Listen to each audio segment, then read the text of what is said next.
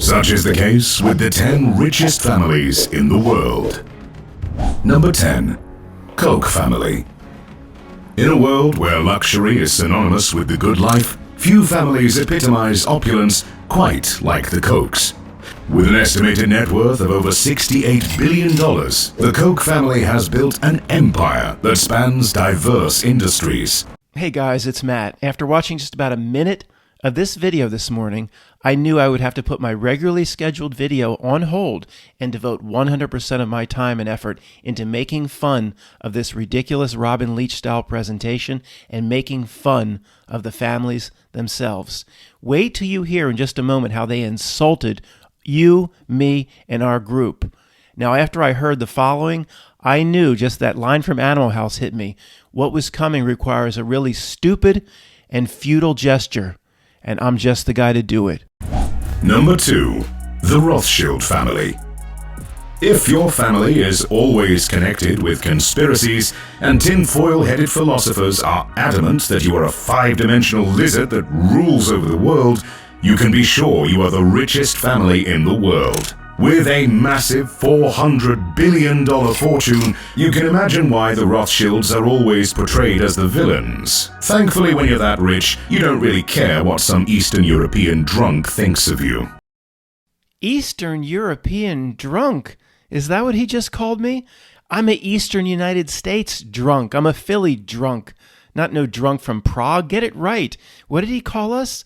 Tinfoil-headed philosophers.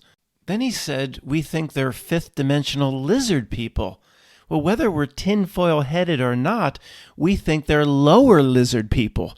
Not fifth dimensional would require higher than we are. They probably are lizard people, as we tinfoil-headed philosophers may put forth, but they'd be lower than us. See, this entire world is backwards. It's a refraction. It's an inversion. If these families that I'm going to show you, they're on top here in this place, they're on top. That means where it counts, they're not on top. They're losers where it really counts. I'm not just saying that to make ourselves feel better, sir. Pay attention. From energy to manufacturing, Koch Industries is currently the largest privately owned company in America and one of the biggest oil producers in the world. The Koch clan certainly wants to keep it that way, as they are highly involved in U.S. politics. For example, Charles and David Koch invest heavily in opposing any climate change legislation and are among the biggest Republican Party donors. Oh, I see. They oppose primate change. Yeah, no, it's not a story playing out where you need two sides. It wouldn't be you need the bad oil man to oppose it. It wouldn't be a script or anything. We'd just be one of those people to think that. They've been known to acquire exquisite artworks, such as masterpieces by renowned painters like Monet and Picasso. Look at the absolute pieces of horse shit that these rich people invest in. First off, the Picasso on the left. Now I know where they got the idea from. The movie Total Recall. Douglas Quaid arrives on Mars for the first time. That woman comes up. She's all deformed. She's like, read your palm, read your aura. He's like, no. And the little girl comes up. I can guess your sign. Oh, yeah, I am a Sagittarius. That's where they got the idea on Total Recall for the deformed woman. I hadn't put it. I'm not joking. That's where they got the idea. On the right, I don't know what that thing is, but I've seen my little cousins carry their shit out of art class. That's better than that. Koch family, me and the people listening to me are available to be your art advisors for simply $100,000 a day. We can do better than the shit that you're investing in. Number 9. The Ambani Family. Being the richest family in India should speak volumes. From telecommunications to petrochemicals, the Ambani's empire spans diverse industries. The family of 6 lives in a 27-story building named Antilia. This masterpiece, towering over Mumbai, is currently the most expensive private home in the world, worth approximately $2 billion. The house is a genuine piece of art, with its lotus-shaped exterior and magnificently decorated interior. The family lives on the top 6 floors of this mega mansion, while the rest are dedicated to various luxury amenities, like a private cinema, a state-of-the-art gym, and one world-class spa center. Where they live must be some sort of humiliation, disgrace of some kind. Guys, Have you seen the opening 10 minutes of Ready Player One and the slums that the earth had degenerated into? That building is literally the slums as depicted in the first 15 minutes of Ready Player One. You and I could literally bring in 10 monkeys, seat them around a table, bring in a few pizzas the way Rodney Dangerfield did in Back to School, and just dump out boxes of Legos. And the monkeys just putting the Legos together in squares would look at that piece of shit. The monkeys would do better. That's another $100,000 a day job we'd like to offer this rich family. The most notable feature of this home is the snow room, where the temperature is kept at 0 degrees year-round. Probably about 300,000 people in the vicinity of Delhi have no running water and no electricity, and these motherfuckers got the snow room.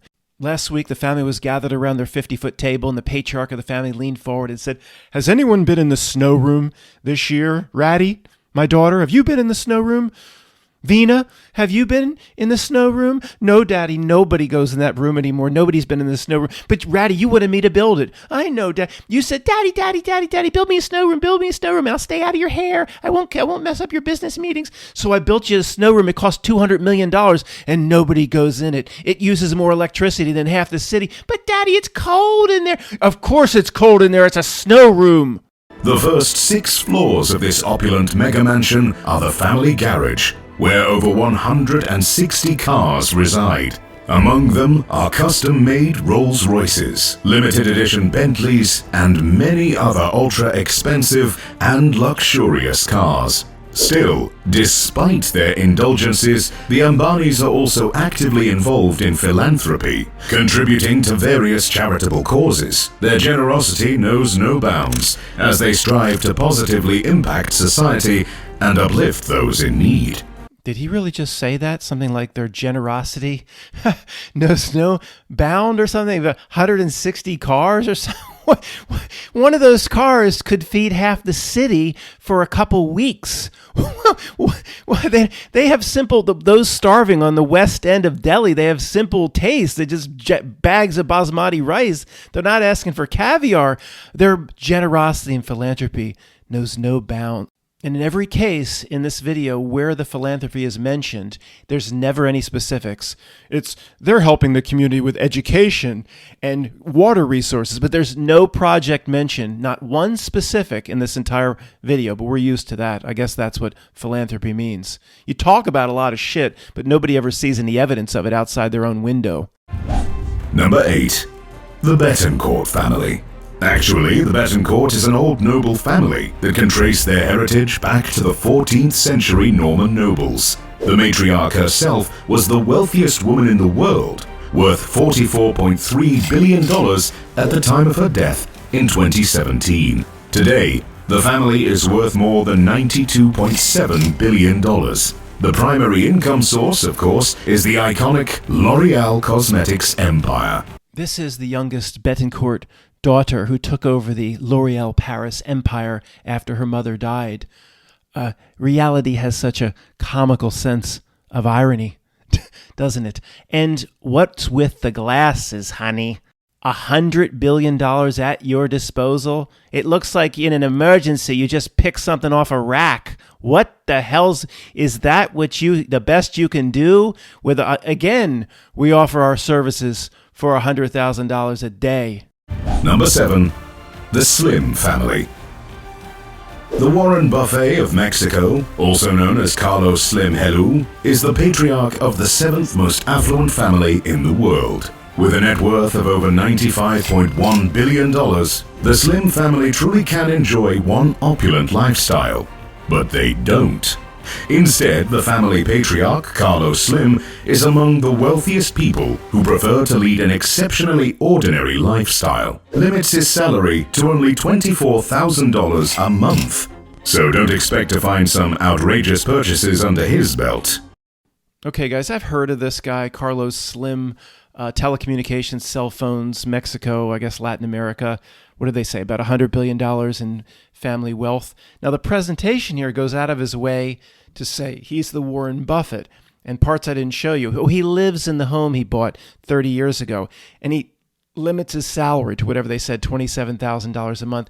It just seems a little too coincidental. That is exactly, isn't that how Warren Buffett presents himself today? Or he drives the same old car. It's too much of a script. Matt, you don't give anybody the benefit of the doubt. This is the one guy bucking the trend. Maybe it is. Maybe I shouldn't be so negative on everyone. Maybe this guy is the one guy that doesn't need a fleet of aircraft and doesn't need a fleet of cars, and maybe there's legitimacy here. I get a better feel, but I've only been introduced to this guy in this one video. I mean, how am I supposed to know? But it just, so he's the Warren Buffett of Mexico, and he's living like Warren Buffett. Is it a script, guys? Is there any chance that this is the $100 billion family that's bucking the trend of all these other assholes? Let me know in the comments. Number 6. The Wertheimer Family. The Wertheimers, renowned for their immense wealth, epitomize a story of gaining billions by capitalizing on another's genius, as Wertheimer secured a staggering 70% of all profits, while a mere 10% trickled back to Chanel. Okay, these two guys are not, there's no chance these two connivers are getting the benefit of any doubt. The guy on the left reminds me of Professor Slughorn from, what was it, Harry Potter and the Half-Blood Prince, the Slug Club. The guy on the right, I don't know what he looks like. Maybe the worst in-law ever to sit down at a Thanksgiving table. Okay, the whole story is, this family screwed Coco Chanel out of all her money and they took all the profits before World War II, it talks about. Well, okay, but fine, but that's no different than what every single record company ever did to every single upcoming artist. Everybody gets screwed like that. I mean, okay, it's not an admirable quality, but it don't make it seem like it's so rare. If they were going to fund everything, their grandfather and Coco, you want to be a big fashion designer? We'll build you this and that. Well, they're going to take 70 or 80%. They left a measly 10% for Coco Chanel, but then it really gets shady, guys. They transferred their assets during World War II to certain groups things I can't talk about here. Then they got the company back, and oh boy. But what they did to Coco Chanel, I mean, it happens every day. Go watch the TV show Shark Tank. Mark the Cuban and what's that other asshole? He calls himself Mr. Wonderful. Is that the name on your birth certificate, sir? Mr. Wonderful? They sit up there with their billions, and the entrepreneurs come and they grovel before them for the investment, and they take the company, whether it be 51% or 65%. They take the idea. Once they already have the money, the poor entrepreneurs come groveling. Minions of the Not Nilk have been screwing regular people with their business ideas, whether they're a great singer or they have an entrepreneurial idea. It goes back, I'm sure, before BC, before the Romans. It's just a different little form of sharecropping. What's that? I mean, I'm not in favor of what these two creeps did, but the presentation makes it seem like it's a rare thing. It happens 1,000 times a day, buddy. Number 5. The Mars Family. Who could have guessed that mixing chocolate with caramel can bring you $126 billion? The sweet, sweet family saga began in 1911.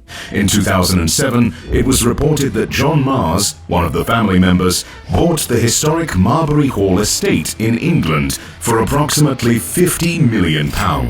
The property boasts lavish gardens and an impressive mansion. Aside from their business ventures, the Mars family has shown a commitment to philanthropy. The Mars Foundation, established in 1965, supports various charitable causes. They have contributed to educational initiatives, conservation efforts, and scientific research. Educational initiatives, conservation efforts, scientific research. Vague.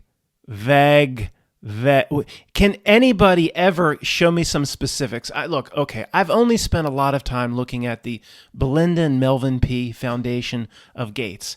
And it's a gigantic entity passing money back and forth to other gigantic entities that don't need money. I'm sure some of these charities are what you call philanthropy or foundations. I'm sure somebody can show me a building built for the homeless. I'm just saying it's so rare. To this day, no one's been able to point to anything that, look, I know it exists. It must exist.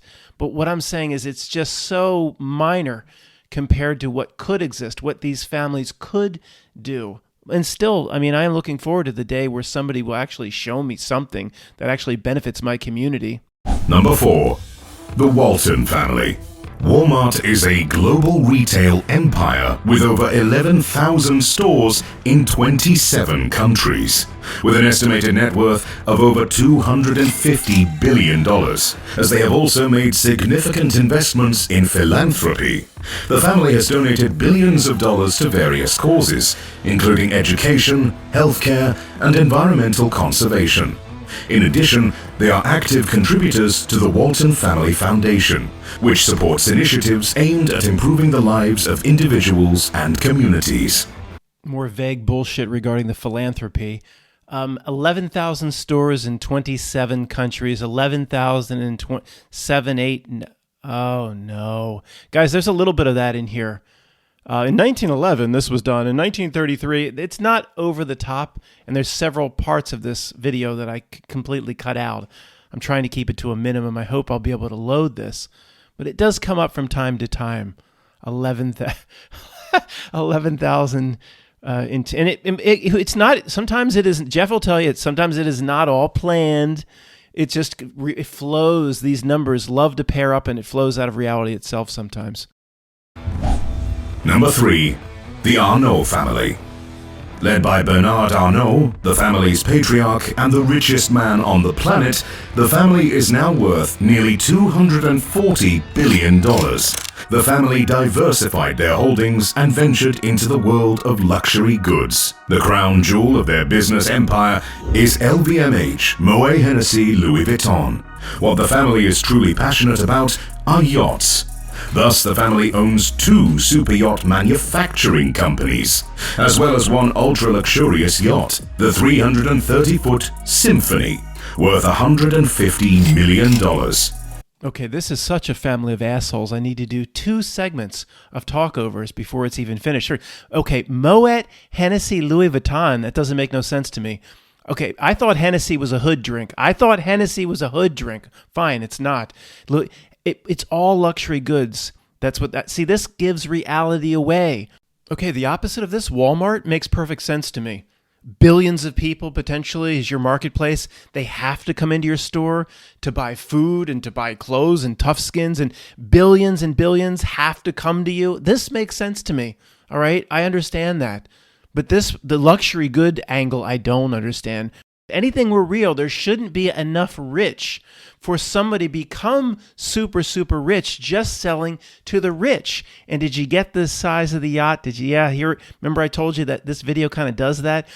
The 330-foot yacht. Really? Come on. You're still getting off on that? No. See that, Matt, is that flowing out of reality? No, that one's not. That was, I'm sure, intentional design of the yacht. But it's enough's enough. Just stop it. Who cares? You get constantly getting off on the numbers. What does that do for you? What they don't have, however, are private jets. Not that they can't afford them. Actually, the family owned a Bombardier Global 7500, considered the world's largest and longest private jet, costing $75 million. They also had a Bombardier Global 6000 worth $23 million and a Dassault Falcon 8X valued at $45 million. Still, Bernard decided to sell them due to environmental concerns. I take it back. There's going to be 3 talkover segments for these jerks.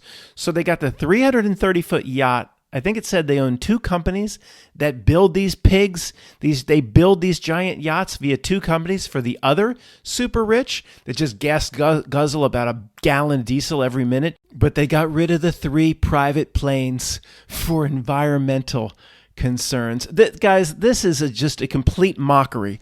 There's no possible way that they're taking this environmental footing. This is just a joke. I mean, to have these sort of yachts and involved in these sort of wasteful luxury goods, all that you do, mine shit out of the ground. There's nothing that good comes out of it. You can't eat it. You can't put it on your roof to repair a patch or a hole. It's just the ultimate luxury good family gets rid of their 3. It's probably because it's 3 private planes because of environmental concerns. It's pure mockery. They still allocate vast funds for charity. For example, Arnaud donated $234 million for Notre Dame repairs. $200 million for the hunchback of Notre Dame repair. I mean, give me a break. Check the damn paperwork and the ticket on who's doing the repair work. This or no, it's probably a big family. Somebody's brother-in-law down that doesn't really understand how the family business works needs a job. Check who the contractors are. Bet they're all related to him. I'll give $200 million for hunchback repair, but my brother-in-law Jack here, he's got to be the lead foreman. It's just that same job in Goodfellas. I'm a union delegate. He didn't have to do nothing. Jack just wander around this. Jack, what do I got to do, Mr. Arno? Just wander around the site and pretend you're in charge, and we'll see to it. But you'll get most of the profits from the contracting work. Sounds good, Mr. Arno. Number 2. The Rothschild Family. If your family is always connected with conspiracies and tinfoil-headed philosophers are adamant that you are a 5-dimensional lizard that rules over the world, you can be sure you are the richest family in the world. With a massive $400 billion fortune, you can imagine why the Rothschilds are always portrayed as the villains. Thankfully, when you're that rich, you don't really care what some Eastern European drunk thinks of you. Hey, man. What's you got against Eastern European drunks? How we take a exception to that? All right, the drunks I represent, let me talk. I don't know who you think you are, Mr. Narrator, but the Eastern European drunks that you've associated with the tinfoil hat-wearing conspiracy people like myself are not taking too kindly not to your ruse, to your presentation. You want to make another little video about the richest people in the world, you keep Eastern European drunks out of it. Do you hear me? Now, on to the Rothschilds. It says they're worth $400 billion. Too much? Oh, yeah, sure, too much. No, not nearly enough. You've got to be kidding me. If they're worth $400 billion, then Jeff Bezos is worth a nickel or a hop penny. Or what at the end of the Scrooge? Come back in 2 minutes, I'll give you a half a crown. Then Jeff Bezos is worth half a crown. Give me a break. They're easily worth $1 trillion, $2, $3, $4 trillion, or what all the old money is. All the old money still exists. I'm not going to do it all over now, but I've done it with the Rockefellers before. After the split up, probably in 1911, like everything else of Standard Oil, if they would have done nothing but sit on the money, just reinvest it in whatever they already owned, no new investments, missing out on the dot-com era, missing out on plastics, what Dustin Hoffman was told in The Graduate. If they missed out on everything, they would be worth 1.2, 1.5 trillion just through reinvestment, doing nothing but not squandering their money. So again, this has to be a case, just like all the other old money, where the Rothschilds missed out on every single trend. And if they would have just banked their money basically in bonds, it would be worth close to close to $1 trillion, $400 billion. Give me a break. Nat Rothschild, for example, bought the Planet 9 super yacht for $102 million. But that's the general exception. Most of the family keeps to themselves. Number 1, the Saud family. If you think of grotesquely rich people, I bet the Saudi royal family of Al Saud comes to mind. Of course, with $1.4 trillion in their bank account, it's really not a surprise that the family lives one genuinely opulent lifestyle. If it's not golden, it doesn't deserve our attention. This includes golden cars, yachts, decorations, and even a golden escalator. In fact, wherever King Salman, the patriarch of the Al Saud family, travels, the hotels are required to refurbish all their decoration with golden motifs and custom-made furniture. But that's just the icing on the cake. Among them are Chateau Louis XV, worth approximately $300 million. The Abraj Khudai Hotel in Mecca, worth $3.5 billion. And of course, the deed to Neom, the self-sustaining linear city that would transform the Saudi Arabia desert into a magnificent, heaven-like place. Okay, with the puppet state of Saudi Arabia, you're kind of, to me, getting closer to the old money that still exists. Or potentially all of Saudi Arabia could be the most obvious outward manifestation of the old money that was established in the 1700s and 1800s, or is carried through from the time of the Windsors or even Tsar Nicholas. So there's old money. It just didn't go away. It is such a joke at this point. Forbes and Fortune show you the list of the richest people. It's all new money. I mean, not one of the old money barons was able to carry their money forward, and they missed every trend. I mean, it's an absolute joke that a first grader can see through at this point, yet nobody of our friends and family can see through it. I mean, let's just go over the old names one more time and then try to relate this to Saudi. And I know we were making fun earlier, but this is more of a serious conversation. I mean, you have names like Morgan, J.P. Morgan. So today on the stock exchange, we have J.P. Morgan Chase, all the banks that in this one mega bank. And well, where did J.P. Morgan, okay, we know where he went. He's no longer alive. But where did the Morgan family go? They just lost all their money. So this stock company carries the name, but the family, they have no money. Obviously, they have trillions, or they don't even need money. Or have you ever seen J.P. Morgan's relatives, the Morgan family, appear on a Barbara Walters special or 60 Minutes or give interviews? No. Do people think they just went away? My friend Tony would be like, Matt, they didn't manage the money as diligently as the patriarch of the family, J.P. Morgan. Oh, it happened in every single case. Vanderbilt, same sob story. Oh, Anderson Cooper's related, but Gloria Vanderbilt, they all lost everything, and she just had to sell blue jeans. And sure, Cornelius Vanderbilt was one of the richest people in the world in the mid-1800s. Rockefellers, they tell you the net worth is around 20 to 25 billion, when if they just would have sat on the reinvestment, it would easily be 1.5 to 2 trillion. Names like Harriman, Getty, they're just a little image. They evolved into a little image company trying to hold on. Oh, sure. Come on. Astor went down with the Titanic. All his money go down too? They just, he's no longer around because the Titanic and whatever he had in the bank, they just started to dump out of the back of horse and buggy, and people could pick it up on the streets. No, the family money is still there. Where did it go? It just mismanaged, according to my friend Tony. Carnegie, Andrew. Well, I know what happened to Andrew Carnegie's money. It was all given away. Oh, sure it was. Just like Bill Gates said he's giving all his money away, and they all promised to give all their money away. And every time we look, they're still just as rich as they were last week. But so since none of them have proven they give it away, no, I don't buy that Andrew Carnegie gave it away. Mellon, what is it? Not Thornton Mellon from Back to School. What is it? Is it Andrew Mellon? But it's Mellon Bank.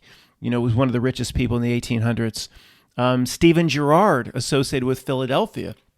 My grandfather, after my great-grandfather died in what's called the Spanish flu, he then went to live in it was like an orphanage for him.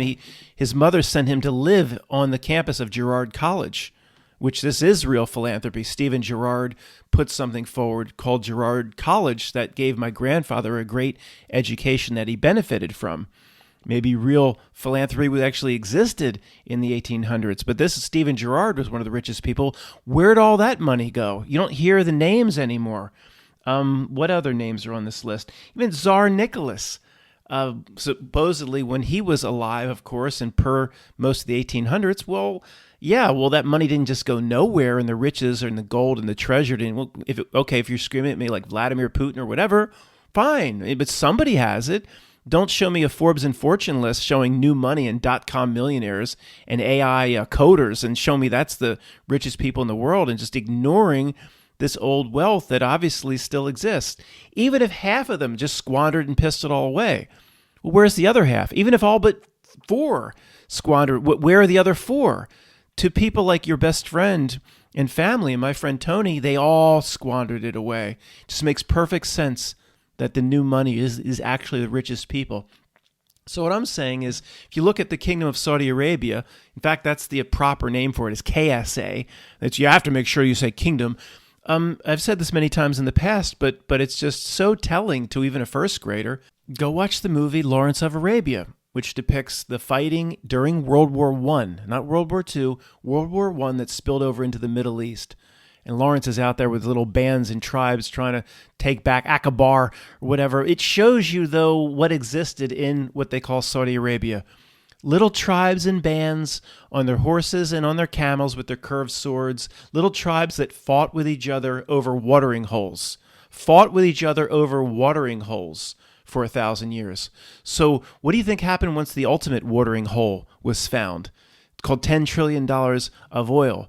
They just all got together, or even if one rose up and you still would not have a coherent state, modern and technological innovation. They'd still be fighting if they were left to their own devices over that watering hole called the $10 trillion or $20 trillion of oil. Of course, this state doesn't just get set up. It has to be stable. They'd still be fighting over it if they were left to their own devices. It has to be stable so the world's economy can go on. Of course, the powers of the West and the old money said, okay, here's whatever the al-Saud lineage goes back, who knows what sort of black ops got in there, and we're going to form this kingdom of Saudi Arabia. And here's who's going to be in charge. And you're going to this family, you're going to benefit. But don't ever forget who's really in control. I mean, people think this is a state that just came about on its own. I mean, you've got to be kidding me. So essentially, the people on the list that we just looked at, I mean, they're jokes. They're it's like the new money list in Forbes and Fortune. It's not the old money. The wealth isn't even in the ballpark. They're allowed to do what they do probably because of the old money. I mean, the Kingdom of Saudi Arabia and this Aramco National Oil Company is probably the most in-our-face presence, in my opinion, of the old money. I'm sure the old money exists in a lot of other places we've talked about recently, like inside Vanguard mutual funds. If you add up all the Vanguard mutual funds, Fidelity mutual funds, BlackRock, certain segments, like who owns this? It's probably, it probably is 20 families or more.